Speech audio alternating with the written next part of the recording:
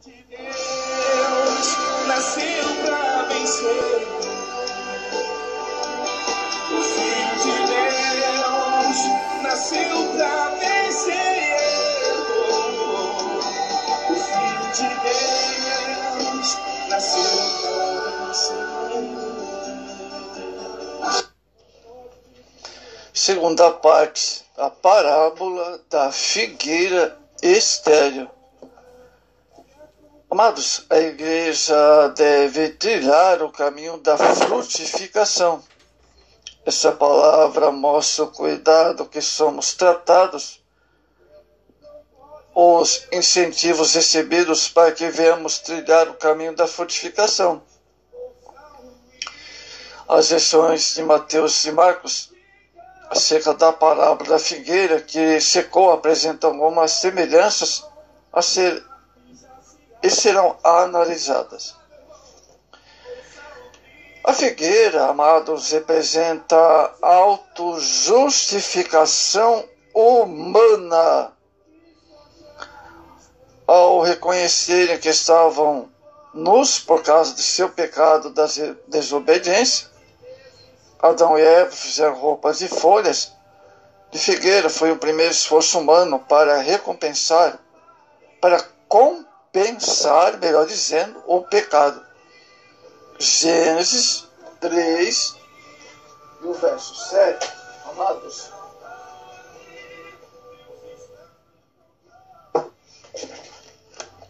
Amados, a religião judaica era representada pela figueira cheia de folhas, pois tinha aparências, usos, costumes, rituais, porém, Jesus não encontrou nela frutos, ou seja, não tinha eficiência para salvar o homem ou modificar a natureza humana, Romanos 3, 23. Muito bem, uma igreja estéril torna-se irrevelante para o mundo. Por que a figueira morreu? Pelo fato de que a vida não tinha mais propósito. Mateus 3,10. O próprio Deus havia decretado que ela não mais daria frutos, que é o objetivo da existência de uma árvore frutífera, para que continue vivendo. Se ela não poderia mais fazer aquilo para o qual havia sido criada. Amados, essa parábola também pode ser entendida da seguinte maneira: o Senhor é o próprio Jesus que procura os frutos em seus discípulos.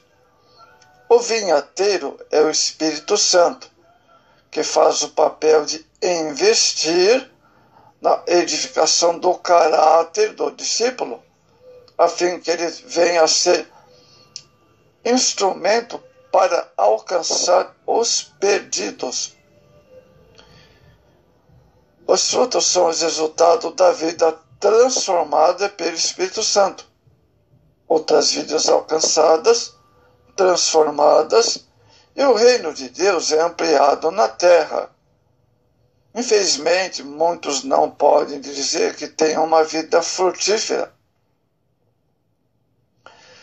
Poucos realmente veem suas vidas fazerem diferença substancial na vida de outros. Testemunho influenciará o Evangelho.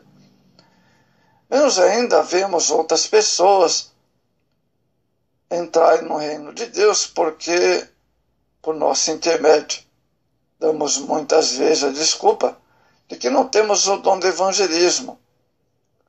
Outros dons não limitam a fortificação aos evangelistas. É uma tarefa para todos nós anunciar o Evangelho.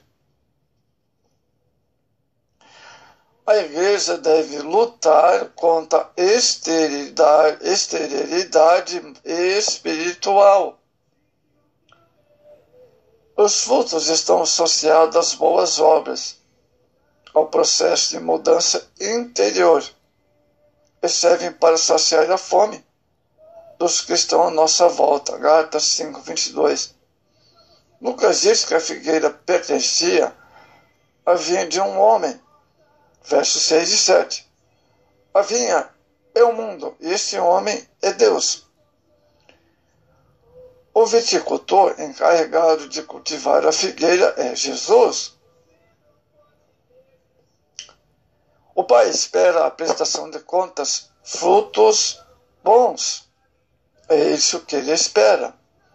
Os 3 anos de espera podem ser interpretados como sendo várias oportunidades, ficando esta parábola associada à longanimidade de Deus. Segundo Pedro 3:9, amados. A igreja deve frutificar continuamente, amados. A figueira não enganou Jesus com suas folhas, pois ele já sabia da falta de seus frutos. Verso 13. Não precisamos aparentar ser o que não somos. Gálatas 6:3. Vou repetir. Não precisamos aparentar ser o que não somos. Primeiro destaque é que Deus espera frutos dignos de arrependimento. Muito bem. Não podemos mostrar aos outros o que não somos, certo? Provérbios 25:14. Na carta de Judas, há várias figuras que ilustram esse comportamento. Ali o apóstolo Paulo fala: rochas submersas, nuvens sem água, árvore em plena estação frutífera, sem nenhum fruto. Judas, verso 12 e 13. O que aconteceu àquela figueira é um alerta para cada um de nós.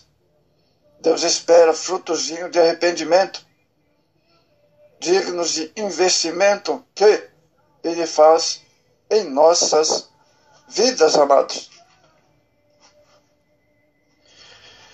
Jesus fala na parábola de omissão dos crentes infrutíferos.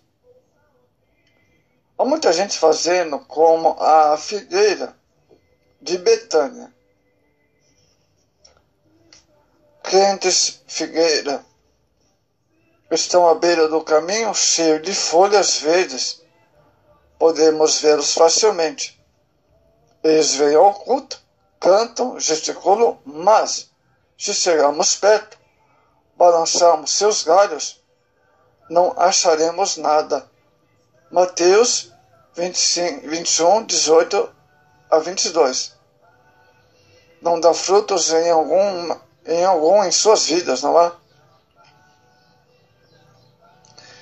Amados, quantas chuvas de bênçãos os cobriram, quanto o orvalho da graça caiu sobre eles.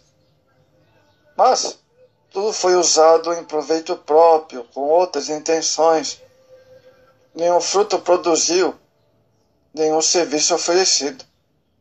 1 Coríntios 6, o verso 1 ao 3. A igreja foi plantada por Deus para alimentar o mundo. Como galhos da videira verdadeira, há crentes que sorvem toda a seiva, toda a vida, todos os nutrientes que a raiz envia aos ramos. Mas chega ali e para. Nunca o alimento é transformado em fruto. Veja Evangelho de João 15, 16.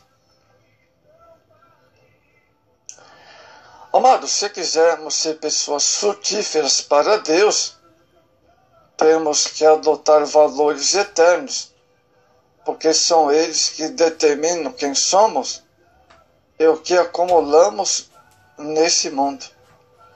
De onde vêm nossos valores? Há várias fontes. A primeira fonte é a nossa própria família.